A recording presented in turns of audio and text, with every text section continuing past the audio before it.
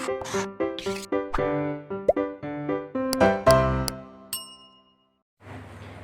बच्चों, blueprint digital में आपका स्वागत है।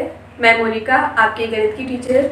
बच्चों, हम बात कर रहे थे द्विघात समीकरण के बारे में, जिसमें अब तक हम पढ़ चुके हैं कि द्विघात समीकरण क्या होती है, उनका मानक रूप क्या है, द्विघात समीकरण के मूल क्या होते हैं, और फिर हमने इसमें द्विघात समीकरण को हल करने की विधियों के बारे में पढ़ा और उससे क्वेश्चन हल किए, जिसमें हमने गुणनखंड विधि, पूर्ण वर्ग बनाकर द्विघात समीकरण को हल करना और द्विघात सूत्र से द्विघात समीकरण को हल करना सीखा था। आज हम बात करने वाले हैं कि अगर कोई समीकरण है हमारे पास जो कि द्विघात नहीं है, तो हम उसे कैसे हल करेंगे। तो सबसे पहले हम उस समीकरण को द्विघात समीकरण में बदलेंगे, फिर हम उसे, जो हमने 3 विधियां पढ़ी है उसमें से किसी विधि से उसको हम हल कर सकते हैं। तो अब बात करते हैं, जैसे हमारे पास एक एग्जाम्पल है x प्लस 1/x बराबर 3। अब ये द्विघात समीकरण नहीं है। द्विघात समीकरण क्या होती है? द्विघात समीकरण हमारी इस रूप में होती है ax² plus bx plus c बराबर 0, जहां जो हमारा चर होता है x होता है, उसकी अधिकतम जो घात होती है वो 2 होती है। ठीक है, यहाँ a कभी भी 0 नहीं होता और a b c यहाँ पे अचर राशि होती है, अचर पद होते हैं। अब इसे हमें क्या करना है, पहले द्विघात समीकरण में बदलना है। तो हम x इसमें कॉमन एलसीएम ले लेंगे, तो ये हो जाएगा हमारा x² प्लस 1 बराबर 3x। इसे हम इधर ले आएंगे, x² माइनस 3x प्लस 1 बराबर 0। देखो अब ये क्या बन गई है, हमारी द्विघात समीकरण बन गई है। इसमें x की पावर कितनी है हमारी, 2। ठीक है, और यहाँ पे a का मान क्या होगा, 1, b का -3 और c का 1। अब इसे हमें हल करना है। आप इसे किसी भी मेथड से हल कर सकते हैं, जो हमारा सीधा फॉर्मूला है श्रीधराचार्य, उससे भी कर सकते हैं, उसी से करते हैं। तो इस समीकरण की हम तुलना किससे करेंगे, इस समीकरण से करेंगे। तो हमारा a क्या होगा, a बराबर 1, b बराबर -3 और c बराबर 1। अब श्रीधराचार्य का फॉर्मूला क्या था, वो था x बराबर -b plus minus √b² minus 4ac बटे 2a। अब इसमें हम मान रखते हैं abc के, -b माइनस और माइनस का 3 प्लस माइनस √b² माइनस का 3 का स्क्वायर माइनस 4, a भी 1 है और c भी 1 है, और अपॉन 2a। ये आगे हमारे पास, इसे हल करते हैं, ये माइनस माइनस प्लस हो जाएगा, और ये 3 तिया 9 माइनस 4 बटे 2, 3 प्लस माइनस √5 बटे 2। अब x के क्या होंगे, 2 मान होंगे, 2 मूल्य तो होंगे उसके, क्योंकि इसकी जो अधिकतम घात है वो कितनी है, 2 है। तो 1 तो होगा x की घात जब हम इसको प्लस करेंगे ये, और दूसरा मान होगा इसका जब हम इसे माइनस करेंगे ये। इस तरह से हम क्या कर सकते हैं, अपनी द्विघात समीकरण को हल कर सकते हैं। पहले हमने उसे द्विघात समीकरण में बदला, फिर हम उसे किसी भी विधि से, या तो गुणनखंड विधि हो या पूर्ण वर्ग बनाकर हम इसको हल कर सकते हैं, या फिर हमारा जो ये द्विघात सूत्र है इससे हम उसको हल कर सकते हैं और इस तरह से हम इसके x के मान निकाल सकते हैं। बच्चों, एक और एग्जांपल लेते हैं। हमारे पास है 1/x-2 प्लस 2/x-1 बराबर 6। तो इसे हमें हल करना है, 6/x। हमारे पास ये समीकरण है, इसे हमें हल करना है, किसे में बदलना है, द्विघात समीकरण में बदलना है, और यहाँ x जो है वो 0 नहीं होगा। तो हम क्या करेंगे, पहले इसे हल कर लेते हैं। इसमें हम एलसीएम ले लेंगे, x-2 और x-1, इधर इसकी क्रॉस मल्टीप्लाई करेंगे, x-1 और प्लस 2 गुना x-2 बराबर 6/x। अब x-1 अंदर गुना करेंगे और इसकी भी अंदर गुना करेंगे, तो ये हो जाएगा x² minus x minus 2x और प्लस 2 बराबर 6/x। इसकी हम क्रॉस मल्टीप्लाई कर लेंगे, पहले से और हल कर लेते हैं। ये x है, ये 2x है, तो ये हो जाएगा 3x और ये माइनस का 5, ये हो जाएगा x² माइनस 3x प्लस 2 बराबर 6/x। इसकी इधर मल्टीप्लाई करेंगे तो x की इस पूरे में मल्टीप्लाई हो जाएगी, तो ये हो जाएगा 3x² माइनस 5x बराबर 6 की इस सारे मल्टीप्लाई होगी 6x² माइनस 18x प्लस 12। अब ये है 3x² और ये है 6x², इसे इधर ले जाओ तो ये हो जाएगा हमारा 3x², ये है माइनस का 18x, ये है माइनस का, इधर जाएगा तो प्लस का हो जाएगा, 18 से 5 गए तो प्लस माइनस का 13x, ठीक है, और ये प्लस 12 बराबर 0। हमारे पास ये समीकरण आ गई है, ठीक है। अब देखो एक समीकरण द्विघात समीकरण है या नहीं है। तो द्विघात समीकरण में क्या होता है, जो हमारा चर होता है उसकी अधिकतम घात 2 होती है और a जो है वो हमारा 0 नहीं होना चाहिए। a मतलब x² के साथ का जो गुणांक है यानी कि 3, वो 0 नहीं है, ठीक है। तो हमारी कंडीशन क्या हो रही है, पूरी हो रही है, यानी कि द्विघात समीकरण है। अब इसे हम हल करते हैं, ठीक है। पहले समीकरण को हमने सीधे धराचार्य से हल किया, इसे हम दूसरी विधि से हल करते हैं। तो हम इसे गुणनफल विधि से भी हल कर सकते हैं। तो वो विधि हमारी क्या थी, उसमें हम सबसे पहले जो ये हमारा अचर पद है इसकी गुणा किससे करते हैं, जो हमारा x² का गुणांक है, ठीक है। यानी कि 12 की गुणा करेंगे 3 से, यानी कि क्या हो जाएगा 12 तिया 36। अब हमें इस तरह से टुकड़े करने हैं, किसके, ये जो हमारा मिडिल टर्म है, ये जो मध्य पद है, इसको इस तरह से ब्रेक करना है कि जोड़ने पर तो -13 आए और गुना करने पर वो 36 आए। तो इसके क्या क्या फैक्टर्स हो सकते हैं, 9 चौक 36, ठीक है। अगर हम 9 लेंगे माइनस का और माइनस का 4 लेंगे, गुना करेंगे तो 36 आएगा, और जब इसको मतलब हम ऐड करेंगे तो माइनस का 13 आएगा, और इसके साथ में हम x लेंगे। तो इस ये जो हमारा बीच वाला पद है इसकी जगह हम क्या लिख सकते हैं, -9x और -4x। तो इसे हम लिखेंगे 3x² minus 9x minus 4x plus 12 बराबर 0, ठीक है। अब इन दोनों में से कॉमन ले लेते हैं, तो कॉमन आएगा 3x, अंदर बचेगा x माइनस 3, यहाँ से कॉमन लेंगे 4, अंदर बचेगा x माइनस 3, अंदर माइनस का हो जाएगा क्योंकि हम जब माइनस का साइन कॉमन लेंगे तो अंदर भी माइनस हो जाएगा। अब x माइनस 3 इन दोनों में से कॉमन ले लेंगे, x माइनस 3 कॉमन ले लिया, अंदर बचा 3x माइनस 4 बराबर 0। अब इनको अलग अलग हम 0 के बराबर रख देंगे, तो x माइनस 3 बराबर 0, तो x का मान क्या है हमारे पास 3, 3x माइनस 4 बराबर 0, 3x बराबर 4, x बराबर 4/3। तो ये हमारे पास क्या आ गए हैं, x के मान आ गए हैं, x के दोनों मान आ गए हैं। हमने इसमें क्या किया, जो हमारे पास समीकरण है सबसे पहले हमने उसे द्विघात समीकरण में बदला, हमने इनको एलसीएम लेके हल कर लिया समीकरण को, फिर ये क्रॉस मल्टीप्लाई करके एक हमने पूरी क्या बना ली, द्विघात समीकरण बना ली, जो हमारे पास ये आए। अब इसे हमने क्या करा, गुणनखंड विधि से हल किया। गुणनखंड विधि में हम क्या करते हैं, जो हमारा अचर पद होता है उसकी गुणा करते हैं x² के गुणांक से, और जो भी आता है फिर हम जो हमारा मध्य पद है उसे इस तरह से तोड़ते हैं, इस तरह से स्प्लिट करते हैं कि प्लस करने पर वो बीच वाला टर्म आ जाए और गुना करने पर वो आ जाए जो हमें गुना करने पर मिला था। जैसे इस क्वेश्चन में हमें 36 मिला था, तो हमने इसलिए करा 9 चौक 36, हमने इसे इस तरह से लिख दिया। फिर इन दोनों में से कॉमन लिया 3x, इसमें से लिया 4, तो अंदर भी हमारे एक जैसे बचने चाहिए ताकि हम उसे क्या कर सके, कॉमन ले सके बाहर, ठीक है। तो हमने इसको कॉमन ले लिया, फिर हमें एक एक करके इसको 0 के बराबर रख दिया, तो हमारे x के मान निकल कर आ गए। अब हमारा इसमें बहुत इंपॉर्टेंट टॉपिक बचा है जो अक्सर एग्जाम में पूछा जाता है उससे क्वेश्चन, कि मूलों की प्रकृति कैसे निकाली जाती है। तो उसको निकालना सीखते हैं। द्विघात समीकरण के मूलों की प्रकृति।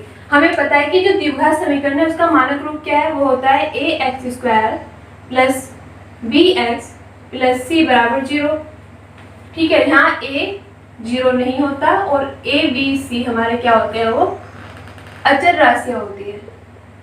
अचर राशि आपको पता है जिनका मान कभी नहीं बदलता, जैसे 1 2 3 4, यानी कि वास्तविक संख्या जो हमारी होती है वो। अब ये अगर हमारे पास द्विघात समीकरण दी हुई है तो हम इसके मूल कैसे निकालते हैं। मूल क्या होते हैं, x का मान, यानी कि इस समीकरण में x के कितने मान निकलेंगे 2, तो इसके मूल भी कितने होंगे 2 होंगे। तो हम इसमें मूल मान लेते हैं अल्फा बीटा। अच्छा, सबसे पहले हमारे पास जो इसमें फॉर्मूला है x निकालने का, वो आपको पता है द्विघात सूत्र -b plus minus under root B square minus 4ac बटे 2a, जिसे हम श्रीधराचार्य सूत्र भी कहते हैं। अब एक तो मूल होता है हमारे पास अल्फा, तो अल्फा जब हम इसे प्लस में लेंगे या फिर एक माइनस में लेंगे तो ये हो जाएगा अल्फा का मान। ऐसे बीटा को क्या लिखेंगे हम, minus B minus under root B square minus 4ac बटे 2a। तो हम किसी भी द्विघात समीकरण को इसके मानक रूप से तुलना करके एबीसी के मान निकाल सकते हैं, फिर उसके द्विघात सूत्र से, श्रीधराचार्य सूत्र से हल करके एक्स के मान निकाल सकते हैं। प्लस माइनस में दो मान निकलेंगे, यानी कि एक अल्फा का होगा और एक बीटा का होगा। हम मूल तो निकाल सकते हैं, अब हमें पता करना है कि मूलों की प्रकृति कैसी होगी, वो वास्तविक होगी, अवास्तविक होगी, किस तरह की होगी। तो जो मूलों की प्रकृति होती है हमारी, वो इस पर डिपेंड करती है। ठीक है, जो मूलों की प्रकृति होती है वो क्या होती है, बी स्क्वायर माइनस 4ac पर डिपेंड करती है। जो बी स्क्वायर माइनस 4ac है इसे हम डी कहते हैं। डी मतलब डिस्क्रिमिनेंट ऑफ इक्वेशन, इसे हम हिंदी में कहते हैं विवेचक या विविक्तर। मतलब जब हमें ये बताना है कि प्रकृति कैसी है तो हमें डी निकालना होगा, मतलब हमें डी स्क्वायर माइनस 4ac निकालना होगा और इसको निकाल के और फिर इसकी हम तुलना करेंगे, है ना। तो उससे हम बता देंगे कि जो हमारे मूल उनकी प्रकृति कैसी है। इसे हम एक टेबल की हेल्प से समझते हैं, उसमें हमें क्लियर हो जाएगा। द्विघात समीकरण के मूलों की प्रकृति हम इसे एक टेबल से भी याद रख सकते हैं। ठीक है, हमें क्या करना है, मूलों की प्रकृति के लिए हमें निकालना होता है बी स्क्वायर माइनस 4ac मतलब डी, विविधकर जो होता है हमारा वो निकालना पड़ता है। तो पहले हम उसके जो मान है हमारे क्या क्या निकलेंगे और उनके अनुसार प्रकृति कैसी होगी और मूलों के मान क्या होंगे। पहली कंडीशन है हमारी, अगर हम B square minus 4ac D निकाल रहे हैं और उसका मान क्या है, धनात्मक है, उसके साथ साथ पूर्ण वर्ग भी है, और डी का मान क्या होगा, 0 से बड़ा होगा। 0 से बड़ा होगा तभी तो वो क्या होगा, धनात्मक होगा और पूर्ण वर्ग होगा। 0 का तो पूर्ण वर्ग नहीं बनेगा, तो उससे बड़ा होगा। जैसे इसको हल करने पर 9 आ गया है, तो 9 क्या है, धनात्मक है और पूर्ण वर्ग भी किसका, 3 का, और ये 0 से बड़ा भी है। तो ये इस कंडीशन में प्रकृति जो होगी मूलों की वो कैसी होती है, वास्तविक होती है, परिमेय होती है और भिन्न होती है। ठीक है, वास्तविक, परिमेय और भिन्न होती है तब जब डी का मान 0 से बड़ा होता है और उसके साथ साथ वो धनात्मक और पूर्ण वर्ग होता है। और उसके मूल कैसे निकलेंगे, minus B plus minus under root D बटे 2a, मतलब एक बार प्लस में और एक बार माइनस में, इस तरह से इसके दोनों मूल निकल जाएंगे। फिर दूसरी कंडीशन है, जब डी का मान यहाँ पे भी 0 से बड़ा ही है, यानी कि धनात्मक ही है लेकिन पूर्ण वर्ग नहीं बन रहा है। हो सकता है कि डी को सॉल्व करने के बाद हमारा 5 आया हो, तो ये धनात्मक तो है लेकिन ये किसी का पूर्ण वर्ग नहीं है।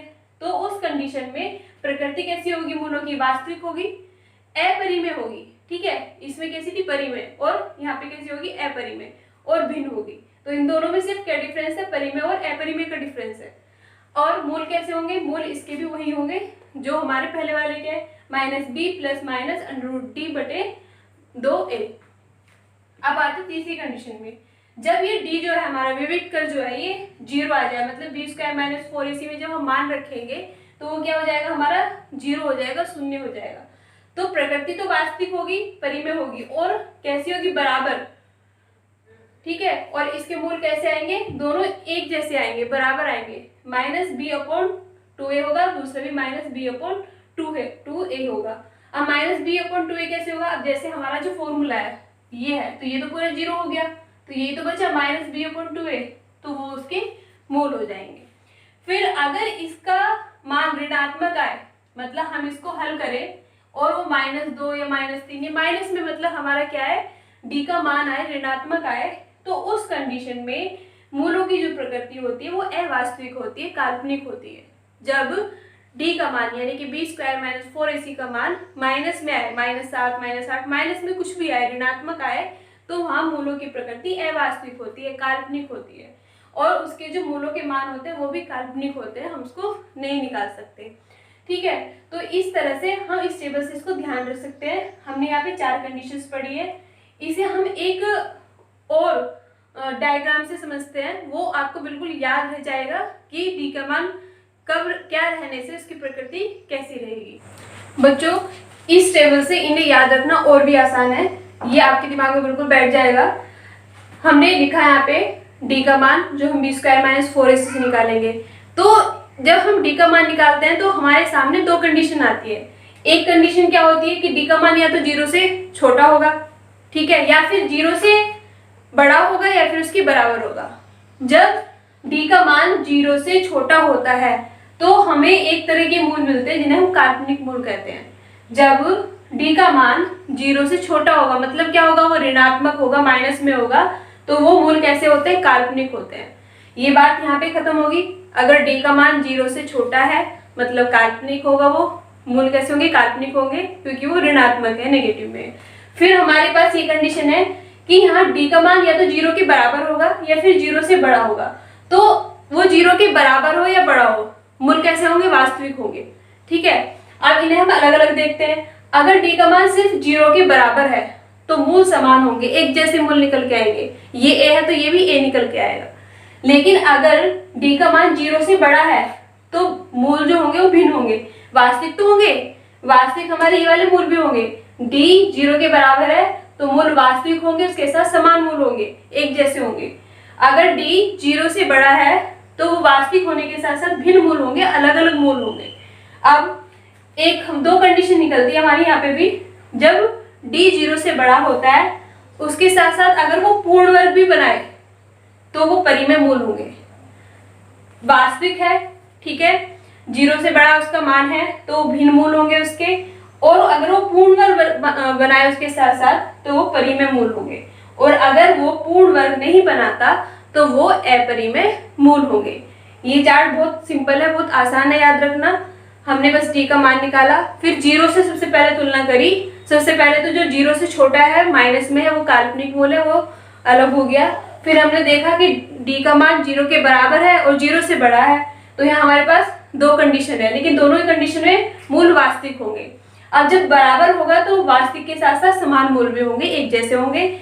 जब ये वास्तविक के डी का मान 0 से बड़ा है तो वास्तविक के साथ साथ मूल भिन्न होंगे। अब इसमें भी डी से बड़ा है 0 का मान, ठीक है, वास्तविक भी है, भिन्न मूल भी है। अगर वो पूर्ण वर्ग बना ले डी तो वो परिमेय होंगे, अगर वो पूर्ण वर्ग ना बनाए तो वो अपरिमेय होंगे। बच्चों अब हम क्वेश्चन हल करके देखते हैं और फिर हम क्वेश्चन में निकालना सीखेंगे कि कैसे हमारे मूलों की प्रकृति हम निकाल सकते हैं। बच्चों हमारे पास पहला क्वेश्चन है, निम्न द्विघात समीकरण का विविध कर और मूलों की प्रकृति ज्ञात कीजिए। विविध कर हमें डी निकालना है, डी बराबर बी स्क्वायर माइनस 4ac से, और फिर हमें मूलों की प्रकृति बतानी है कि वो वास्तविक है या अवास्तविक है, किस तरह की है। और हमारे पास द्विघात समीकरण क्या है, ये है। सबसे पहले तो इस द्विघात समीकरण की हम तुलना कर लेते हैं, इससे ax² plus bx plus c बराबर 0 से। तो यहाँ हमारा a क्या निकलेगा, 2, b होगा 1 और c होगा -1। अब विविध कर निकालते हैं d बराबर B square minus 4ac। B square मतलब 1 का स्क्वायर माइनस 4a और c, 1 8 और ये माइनस इधर जाके प्लस, यानी कि हो गया 9।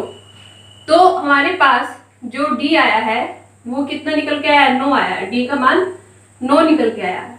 अब देखो ये d का मान 0 से बड़ा है, 9 जो है वो 0 से बड़ा है, ठीक है, और इसके साथ साथ ये धनात्मक है, प्लस का 9 है, धनात्मक है, और इसके साथ साथ ये पूर्ण वर्ग भी है। किसका, 9 को हम क्या लिख सकते हैं, 3 का पूर्ण वर्ग। तो जब हमारे पास d का मान 0 से बड़ा हो, उसके साथ साथ वो धनात्मक भी हो और वो पूर्ण वर्ग भी बनाए, तो जो हमारे मूल हैं, मूल हमारे कैसे होंगे, वास्तविक होंगे, परिमेय होंगे और भिन्न होंगे। ठीक है, सबसे पहले हमने विविध कर निकाला और एक तरह से इसकी हमने प्रकृति बता दी। अब हम इसमें मूल भी निकाल सकते हैं, है ना। अगर हमसे पूछे कि वो जो दो मूल है, जो भिन्न और परिमेय है, वो मूल कौन से है, तो मूल हम अपने वही द्विघात सूत्र जो उससे निकाल सकते हैं।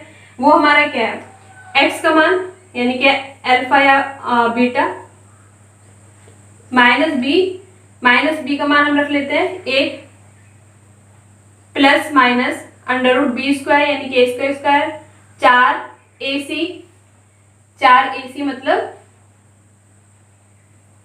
A 2 और C माइनस 1 बटे 2A, माइनस 1 प्लस माइनस, ये हमने पूरा सॉल्व करा था अभी ना, पूरा सॉल्व करके हमारे क्या आया था, इसमें 9 आया था, तो हम इसे ऐसे लिख सकते हैं अंडर रूट 9 बटे 2, A का मान 1 है, माइनस 1 प्लस माइनस 3 बटे 2, तो ये क्या होगा, अल्फा बराबर माइनस 1 प्लस 3 बटे 2 यानी कि 2 बटे 2 यानी कि 1।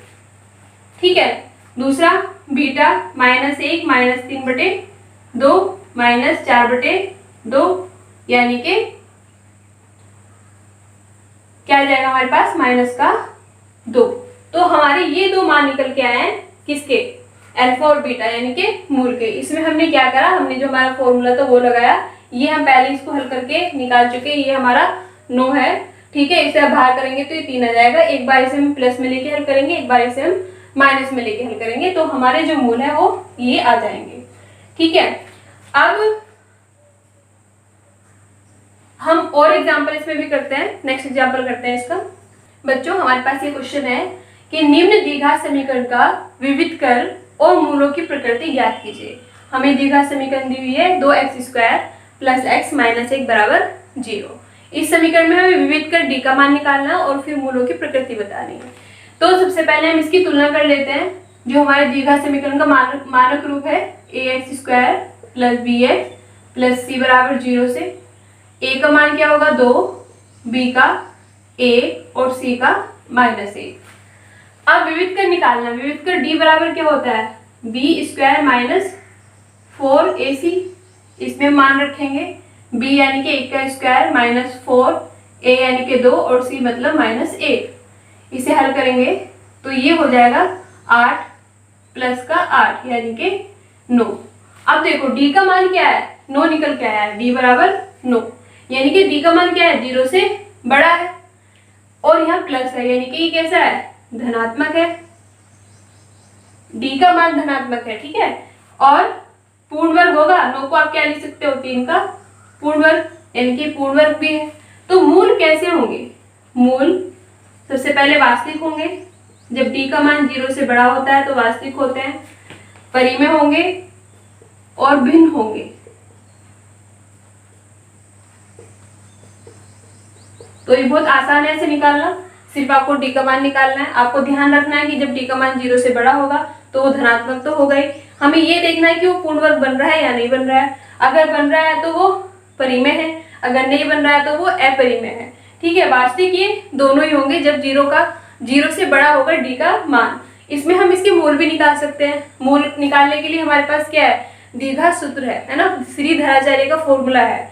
तो वो क्या होता है, x बराबर माइनस b मतलब 1 plus minus under root b² मतलब 1 का स्क्वायर माइनस 4ac बटे 2a, 2 और a का मान b2। इसे हम हल करेंगे माइनस 1 प्लस माइनस, इसे हमने अभी हल करा है, इसका मान निकल के आया 9 और बटे 4 माइनस 1 और जब इसे अंडर रूट से बाहर करेंगे तो 3 हो जाएगा बटे 4। अब क्या करेंगे, एक बार तो माइनस लेंगे और एक बार प्लस लेंगे, तो ये हो जाएगा माइनस 4 बटे 4 यानी कि माइनस का 1। फिर एक बार माइनस 1 प्लस 3 बटे 4 यानी कि 2 बटे 4 यानी कि 1 बटे 2। तो हमारे पास ये दोनों मूल निकल कर आ गए हैं। ठीक है, तो हमें बस क्या करना है, d निकालना है, फॉर्मूले में रखना है। हम उससे या बताकर कि वो d का मान कैसा है, उससे हम बता सकते हैं कि हमारे जो मूलों की प्रकृति है वो कैसी होगी, और हम किसी भी द्विघात समीकरण के मूल भी सीधे निकाल सकते हैं। अब नेक्स्ट क्वेश्चन करते हैं। बच्चों ये क्वेश्चन थोड़ा सा अलग है लेकिन बिल्कुल आसान है। इसमें हमें k का मान निकालना है। k के ऐसे मान ज्ञात करो जिनके लिए द्विघात समीकरण x² minus 4x plus k बराबर 0 के मूल वास्तविक और भिन्न है।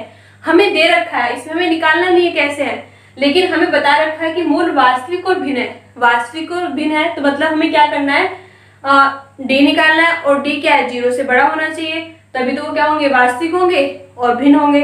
तो बस हमें कंडीशन अप्लाई करनी है इसमें और के का मान निकालना है। सबसे पहले हम इस समीकरण की, जो हमारे पास समीकरण दी हुई है द्विघात x² - 4x + k = 0, इसकी तुलना करेंगे हम ax² + bx + c = 0 से। तो a क्या होगा हमारा, a, b होगा -4 और c होगा k। अब हम इसमें क्या निकालते हैं, d निकालते हैं विविध कर, d = b² - 4ac, तो b² - 4 का स्क्वायर -4a और c, तो ये हो जाएगा 16 - 4k, d का मान। अब इसमें हमें कंडीशन दी हुई है कि मूल वास्तविक और भिन्न होंगे। मूल वास्तविक व भिन्न हो, तब क्या होगा, तब d का जो मान होगा वो कैसा होगा, बड़ा होगा 0 से। अब d मतलब हमारा ये निकल के आया, यानी कि 16 - 4 के बराबर > 0। अब हम क्या करेंगे, 16 को इधर रहने देंगे और इसे इधर ले जाएंगे, तो ये हो जाएगा 4k, या फिर हम इसे लिख सकते हैं 4k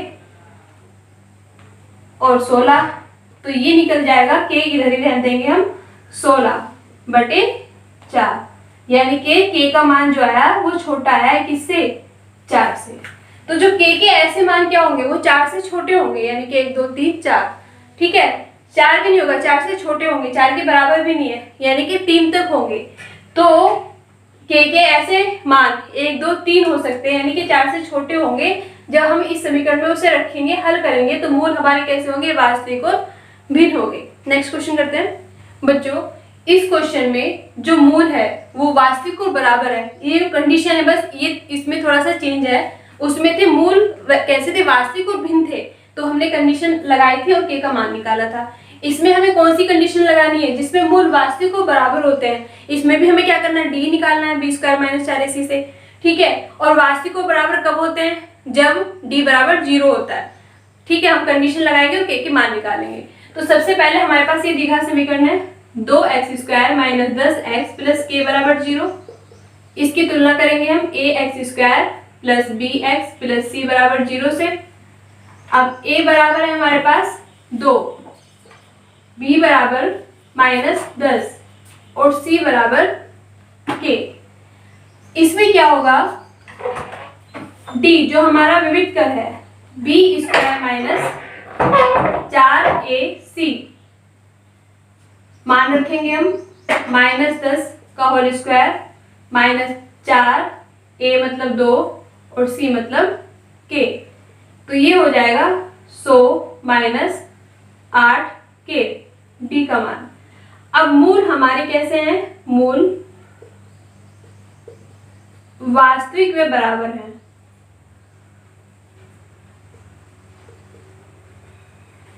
तब क्या होगा, d = 0 होगा, यानी कि इसे हम क्या रख सकते हैं, 100 - 8 के बराबर 0, यानी कि 8 के बराबर क्या हो जाएगा, 100, के बराबर हो जाएगा 100/8, यानी कि 25/502। तो ये हमारा k का मान निकल गया है। k का मान क्या हो गया हमारे पास, 25/2। इस क्वेश्चन में हमारी जो कंडीशन है वो अलग दी हुई है, इसमें मूल वास्तविक नहीं है दिया हुआ है। अभी तक हमने जो क्वेश्चन करे वास्तविक और भिन्न है, वास्तविक और समान है, ठीक है। अब मूल वास्तविक नहीं है तो उसमें क्या कंडीशन होगी, और फिर हमें क्या निकालना है, k का मान निकालना है। तो हमारे पास ये एक द्विघात समीकरण है, x² + 5kx + 16 = 0, इसकी तुलना करेंगे हम ax² + bx + c = 0 से। a का मान क्या होगा, x² का गुणांक यानी कि 1, b बराबर क्या होगा, x का गुणांक यानी कि 5k, और c बराबर होगा हमारा जो अचर पद है यानी कि 16। अब हम निकालते हैं इसमें d का मान, d बराबर b² - 4ac, b² यानी कि 5k का स्क्वायर -4 ए और सी। तो डी बराबर आ गया हमारे पास 25k² माइनस 64। लेकिन मूल कैसे है हमारे पास? मूल अवास्तविक है, यानी कि वास्तविक नहीं है। तब क्या कंडीशन होती है? जो डी है, डी छोटा होता है 0 से। अब यहाँ पे डी का मान रख देंगे, तो 25k² माइनस 64 और स्मॉल देन 0। अब k² माइनस 64/25, इसे हम ऐसे लिख सकते हैं।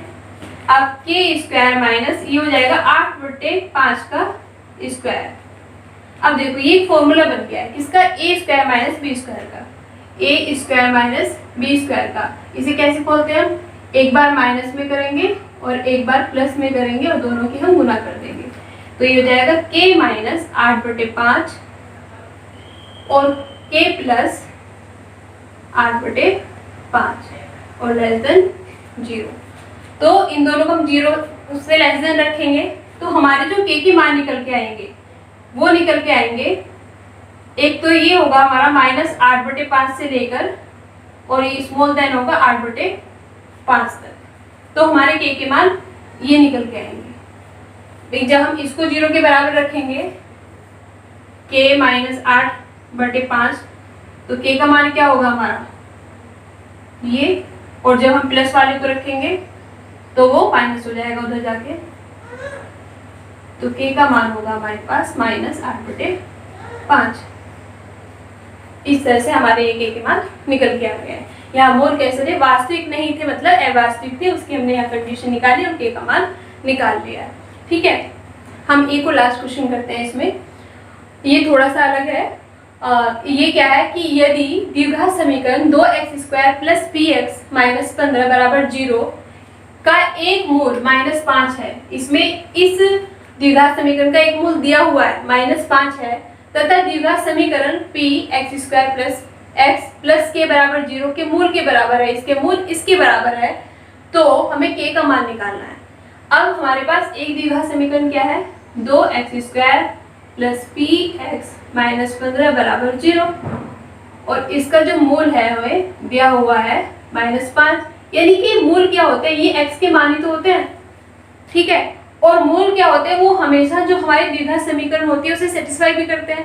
मतलब अगर मैं इस समीकरण में -5 रख दूं, x का मान रख दूं, चर जो है हमारा x का मान रख दूं, तो वो क्या हो जाएगी? 0 हो जाएगी। तो पहले हम क्या रखेंगे? x का मान इस समीकरण में रखेंगे, उससे हम p का मान निकाल लेंगे। ठीक है, फिर p का मान हम इस दूसरी द्विघात समीकरण में रख लेंगे। ये दोनों इनके मूल कैसे बराबर है, तो हमें एक दूसरी द्विघात समीकरण मिल जाएगी। फिर हमें क्या करने हैं? उसके मूल बराबर है, उस वो जो कंडीशन है d बराबर 0 वो लगा के k का मान निकालना है। ठीक है, तो सबसे पहले हम क्या करेंगे? इसके x का मान रखेंगे इस समीकरण में। तो समीकरण 1 में x बराबर -5 रखने पर तो ये हो जाएगा 2 -5 का whole square plus p -5 minus 15 बराबर 0, 2 गुना 25 माइनस 5p माइनस 15 बराबर 0, ये हो जाएगा 50 माइनस 5p माइनस 15 बराबर 0। तो 5p बराबर हो जाएगा हमारे पास 35। तो b बराबर क्या हो जाएगा? 7। p का मान निकल गया हमारे पास 7। किससे? जो इसका एक मूल दिया हुआ था उससे हमने उस जो द्विघात समीकरण है उसे सेटिस्फाई कर दिया, x का मान रख के p का मान लिया। अब p का मान हम इस समीकरण में रखेंगे। ठीक है, तो इसमें ये हमारे पास है p x² plus x plus k बराबर 0 में p बराबर 7 रखने पर तो ये हो जाएगा 7x² plus x plus k बराबर 0। तो ये हो जाएगा 7x² plus 7x plus k बराबर 0। ये हमारे पास दूसरी द्विघात समीकरण आ गई है। अब हमें क्या है? इसमें हमें कंडीशन दी हुई है कि इसके मूल कैसे हैं? वो बराबर है। तो मूल बराबर हैं, मूल बराबर हैं, तब d क्या होगा? 0 होगा। d कैसे निकालेंगे हम? b² माइनस 4ac से। तो निकालते हैं। इसकी पहले तुलना हम किससे करेंगे, A square A X square plus B X plus C से। तो ए हमारे पास क्या होगा 7, बी भी क्या होगा 7 और सी होगा हमारे पास के। अब बी स्क्वायर माइनस 4ac यानी कि 7 का स्क्वायर माइनस 4ac और ये क्या है बराबर 0 के है। तो 49 माइनस 28 के बराबर 0। अब जब इसे हम हल करेंगे तो ये हो जाएगा 28 के बराबर 49 यानी कि के बराबर 49/28। तो ये हो जाएगा 7 और ये हो जाएगा 4। तो के का मान आ गया 7/4। तो ये हमारा क्या आ गया, इसका आंसर आ गया जो हमसे पूछा है कि के का मान ज्ञात करना है। इस क्वेश्चन में हमें 2 द्विघात समीकरण दी हुई थी।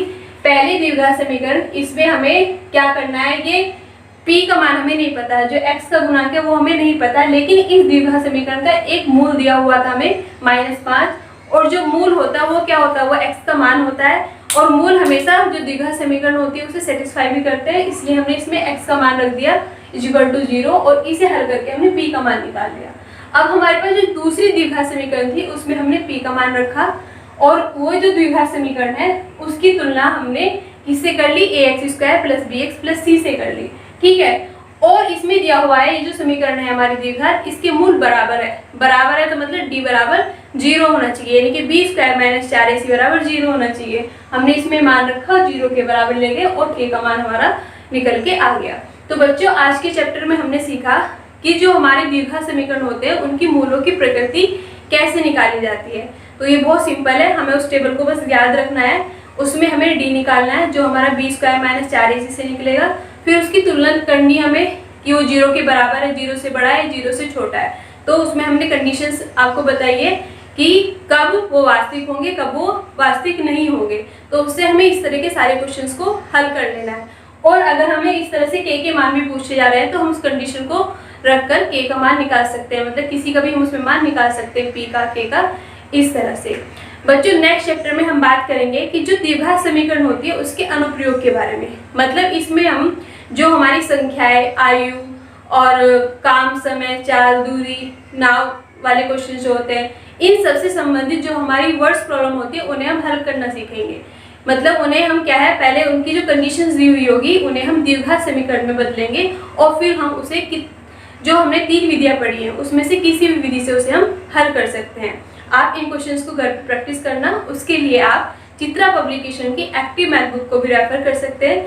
Thank you for watching this video. Please like, share and subscribe this channel. Thank you.